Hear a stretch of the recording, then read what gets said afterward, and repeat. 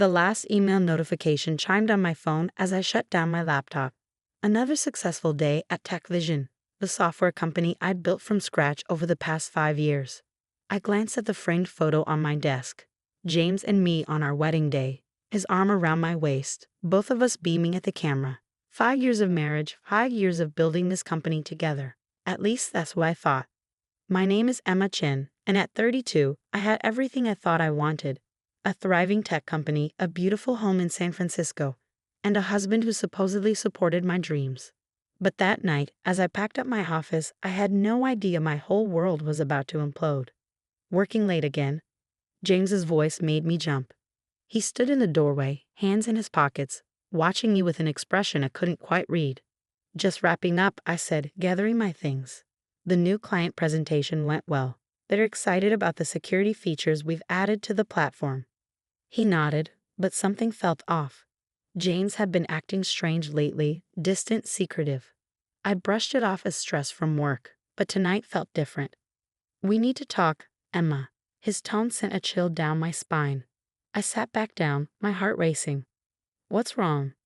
I'm leaving. He stated it simply, like he was announcing the weather, and I'm taking control of TechVision. For a moment, I couldn't process his words. What are you talking about? This is my company. I founded it. He laughed, a cold sound I'd never heard from him before. Oh, Emma, sweet, naive Emma. You really think you could have built all this without me? My connections? My expertise? I coded every line of that platform myself. I shot back, anger rising in my chest. I pitched to every investor. Using my network, he cut in. Face it, Emma, you're nothing without me. And now, he pulled out his phone, showing me an email. The board has voted. Effective immediately, I'm the new CEO. My hands shook as I read the email. Somehow, behind my back, James had convinced the board to vote me out. My own company, my creation, was being taken from me. How? I whispered, though the pieces were starting to fall into place. The late nights at the office, the secretive phone calls, the way he'd insisted on handling all the legal paperwork when we brought on investors. It was almost too easy, he said, smirking. While you were busy playing programmer, I was making the real moves. Building relationships, securing loyalties. They all know you're just a diversity hire anyway. The female Asian founder who makes good press. But the real power, that's always been me. I stood up, fury coursing through my veins. You can't do this. I'll fight you. With what? He laughed again. I've already transferred all our core code to my private server. The client list too. Good luck starting over with nothing. He walked over to my desk, picking up our wedding photo. You know what your problem is, Emma? You never learned to play the game. Tech isn't about code, it's about power. And you? You're powerless. The sound of glass shattering made me flinch as he dropped the frame, our smiling faces now cracked and broken on the floor. Clear out your desk by morning, he said, turning to leave. Oh, and Emma, don't bother trying to log into the system. Your access has been revoked. I stood there, surrounded by the remnants of my life's work, feeling everything crumble around me. But as I watched him walk away, something inside me hardened. He thought he'd broken me, but he'd just lit a fire. Thank you, I called after him. He paused, turning back with a confused expression. For what? I smiled, though my heart was racing. For the motivation. The next morning, I arrived early to find my key card already deactivated. Security escorted me to my office, where I silently packed my personal belongings into a box. As I walked through the office one last time, I saw the pitying looks from my former employees. People I'd hired, mentored, believed in. James watched from his new office, my old office, as I left, that smug smile still plastered on his face. He thought he'd won, that I'd disappear quietly into obscurity. He had no idea what was coming. That night, in my empty apartment, James had already moved out, leaving nothing but a divorce petition on the kitchen counter. I opened my laptop and began to code. I didn't need his stolen codebase or client list. I had something better, knowledge, determination, and a burning desire to prove him wrong. You're nothing without me, his words echoed in my head as my fingers flew across the keyboard. I was about to show him just how wrong he was. Would you like me to continue with the next part of the story? 6 months after James took everything, I was working out of a tiny co-working space in Oakland, living on savings and determination. My new company, Phoenix Tech, was starting to take shape. Instead of copying TechVision's security platform, I'd identified a gap in the market, AI-driven threat detection that could adapt and learn in real time. The irony wasn't lost on me. James had stolen my old code, but he forced me to create something better. My phone buzzed, another email from my lawyer. The divorce proceedings were getting messy. James was trying to claim intellectual property rights to my new venture, arguing that the ideas had originated during our marriage. But I documented everything meticulously this time. Every line of code, every brainstorming session, every development milestone, all dated and timestamped after our separation. Ms. Chen. A voice pulled me from my thoughts. Lisa, my first employee, stood in the doorway of my makeshift office. Fresh out of Berkeley's computer science program, she reminded me of myself at her age. Brilliant, eager, and underestimated. The demo is ready, she said, practically bouncing with excitement. I followed her to the development area where our small team had gathered. 5 people, that's all we were. A far cry from TechVision's 100+ employees. But what we lacked in numbers, we made up for in talent and drive. Show me, I said, taking a seat. The demo was flawless. Our AI system detected and neutralized threats faster than anything on the market, including TechVision's platform. But more importantly, it learned from each attack, growing stronger and more intelligent. This is incredible, I breathed, watching the system adapt in real time.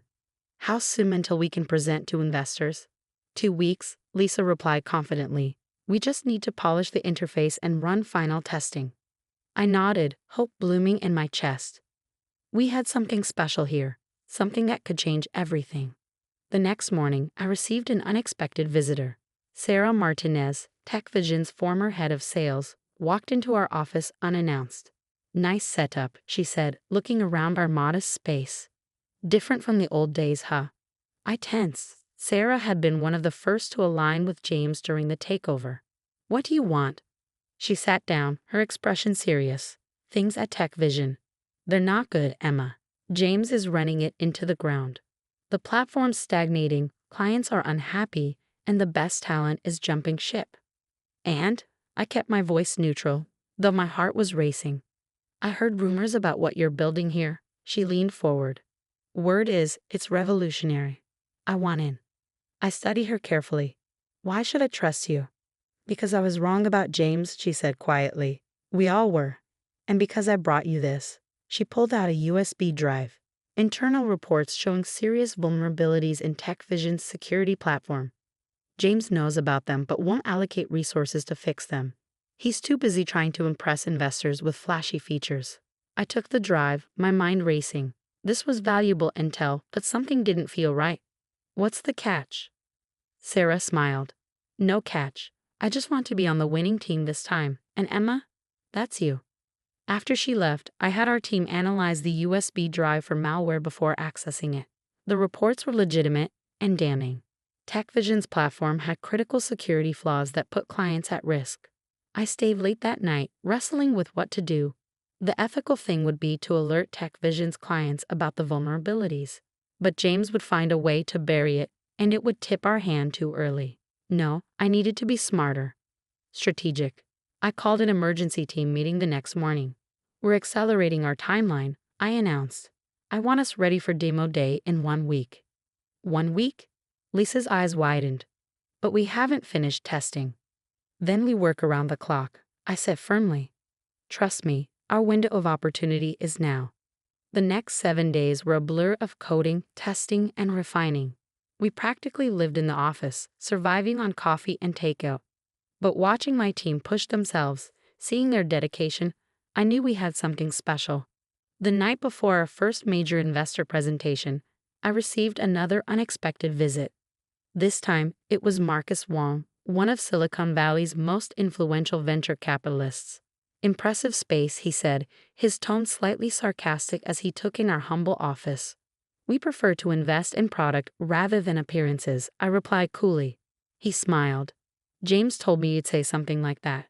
My blood ran cold. You're in contact with my ex-husband. He suggested I stop by, Marcus said, examining his expensive watch. Wanted me to see what you're working with. Or rather, what you're not working with. I stood up, anger coursing through me. If you're here to mock us, you can leave. On the contrary, he said, his expression shifting. I'm here because James is worried. He's been trying to block your meetings with potential investors, spreading rumors about you. And when someone that powerful is trying that hard to stop something, he smiled. Well, it usually means there's something worth seeing. I study him carefully. And what exactly do you want to see? Everything, he said simply. Show me what's got James Chen running scared. For the next 2 hours, I walked Marcus through our platform. I showed him the AI's learning capabilities, the adaptive security features, everything we built from scratch. When we finished, he sat back, silent for a long moment. How much are you looking to raise? He finally asked. 5 million, I replied, for 20% equity. He shook his head. Not enough. You need to think bigger. He pulled out his phone, typing quickly. I'm transferring 10 million right now, for 15%. I stared at him stunned. Why? Because revenge is a powerful motivator, he said, standing up. But what you've built here, this isn't about revenge anymore. This is about revolution. As he walked out, my phone buzzed with a transfer notification. $10 million. Enough to scale, to hire, to finally compete with TechVision on equal footing. I immediately called Lisa. Get the team in here. We're going shopping for a real office. The next morning, as we packed up our little space in Oakland, I found our first whiteboard covered in early sketches and ideas. At the top, in my handwriting, nothing without him. Watch me. I smiled, taking a photo before erasing it. Phase 1 of our journey was over. Phase 2 was about to begin. With Marcus Wong's investment, Phoenix Tech transformed overnight. We moved into sleek offices in downtown San Francisco, hired top talent, and accelerated our development timeline. But the real game changer came 3 months later when the cybersecurity world was rocked by a massive data breach. TechVision's platform had failed catastrophically. A vulnerability, the same one Sarah had warned me about, left dozens of major corporations exposed. Client data was compromised, stock prices plummeted, and the tech media was having a field day. I was in a meeting when James called. What did you do? He demanded, his voice shaking with rage. I didn't do anything, I replied calmly. Your platform's vulnerabilities did this to you. You knew about them. You could have warned us. Like you warned me before stealing my company? I couldn't help the satisfaction in my voice. Besides, I did try to warn you. Sarah Martinez brought those reports to your attention months ago. His silence told me everything. Face it, James. You were so busy playing power games that you forgot the most important thing. Building something that actually works. The next few weeks were chaos in the tech world. TechVision's clients were jumping ship en masse, desperate for a secure alternative. And there we were, Phoenix Tech, with our revolutionary AI-driven platform ready to step in. Our first major client was Goldman Sachs, formerly TechVision's biggest account. When their CTO saw our demo, he signed on the spot. Others followed quickly: Microsoft, Oracle, Twitter. Each success felt like a vindication. Then came the moment that made it all worth it. I was being interviewed by TechCrunch about Phoenix Tech's meteoric rise when the reporter asked about James. Your ex-husband's company is struggling, she said. Any comment on TechVision's recent troubles? I smiled, thinking of that night in my office when he told me I was nothing without him. Innovation doesn't come from power plays or corporate politics, I said. It comes from passion, determination, and the willingness to start over when necessary. TechVision forgot that. We didn't. The article went viral. Within hours, Phoenix Tech's valuation hit $1 billion. We were officially a unicorn. That evening, as I stood in my new office overlooking the bay, Lisa knocked on my door. There's someone here to see you. It was James. He looked different, tired, defeated. The arrogance was gone from his stance. I'm selling TechVision, he said without preamble. I raised an eyebrow. And you're telling me this because the only serious offer is from Cisco, and they want you to run it. He laughed bitterly. Ironic, isn't it? They want to merge it with Phoenix Tech, under your leadership. I let his words sink in. Everything had come full circle. You know what the funny thing is, James? I said, walking to the window. None of this would have happened if you hadn't betrayed me, You gave me the greatest gift possible, the motivation to build something better. He stared at me, realization dawning in his eyes. You planned this. All of it. No, I corrected him. I just worked harder than you, built better products than you, led better than you. Everything you accused me of not being able to do without you. I did it. And I did it better. After he left, I called an all-hands meeting, looking out at my team, now over 200 strong. I felt a surge of pride. Phoenix Tech started as one woman's revenge story, I told them. But it's become something much bigger. We're not just a company. We're proof that sometimes the best success stories start with someone telling you you'll fail. 2 weeks later, I signed the acquisition papers. TechVision, the company that had once been stolen from me, was now a division of Phoenix Tech. The price tag? $500 million, a fraction of our valuation. James's name wasn't anywhere on the new organizational chart.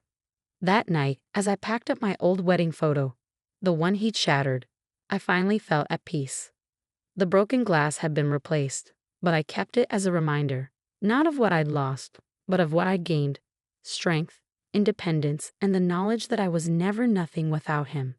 I was everything without him. And I was worth more than any revenge. As news of the acquisition spread through Silicon Valley, I received hundreds of messages from women in tech, sharing their own stories of being underestimated and overlooked. Each one reinforced what I'd learned. Success isn't about proving others wrong, it's about proving yourself right. Phoenix Tech continued to grow, expanding into new markets and technologies. We launched a foundation supporting women in STEM, offering scholarships and mentorship programs. The girl who'd once been told she was nothing was now helping others become something extraordinary. And James? Last I heard, he was trying to launch another startup. But Silicon Valley has a long memory, and some bridges, once burned, stay that way. As for me, I keep that broken wedding photo in my desk drawer. Not because I need it anymore, but to remind myself and others of an important truth. Sometimes the people who try to break you end up making you unbreakable. That's the thing about phoenixes. They don't just rise from the ashes, they soar.